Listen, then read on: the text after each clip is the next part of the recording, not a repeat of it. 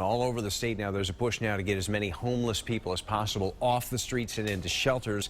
With dangerously cold temperatures setting in, it is a race against the clock tonight, and those shelters are filling up tonight. News 8's Bob Wilson live at one of the many warming centers opening its doors this evening. Bob? Yeah, you can just feel the wind whipping through here, making the cold that much worse. Right down over there, that's where one of the shelters is that the warming, people are going inside to get warm. But think about it, as you and I, we're heading out after work or in the morning off to the bus stop. We're making a quick dash out to the buses. We're out in the cold maybe a minute or two.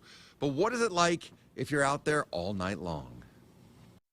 It's cold as hell. Noel Walker heads down the ramp and into the warmth of a no-freeze shelter. He's not alone. As the temperatures drop, the shelters fill up.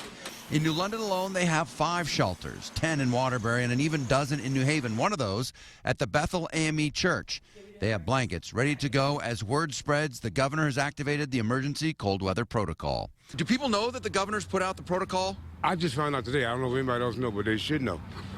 Have you been telling people about it? Or what? Yes, I have. And a lot of them didn't know about it, so they know now. And that's the governor's concern. People sleeping on the street might not have gotten word that the no-freeze shelters are open. The really difficult part of this is some homelessness is caused by very serious mental challenges, mental health challenges, and we got to get to those folks the best we can. Now, one of the concerns is that once the shelters start opening up their doors like they are right now, that they'll be overwhelmed and that the staff will have problems because they don't have enough staffing levels, especially with the need out there. And so they say they're keeping a close eye not only on the numbers at the shelters, but the number of staff members as well. And we've got to be mindful of, our staffing constraints at the shelter.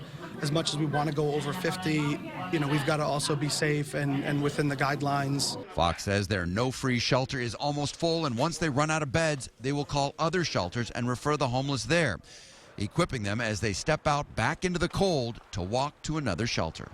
Want to make sure that if people are here and there are no beds left, we can send them out with the proper equipment. So we have blankets, we have jackets, we have gloves, hand warmers.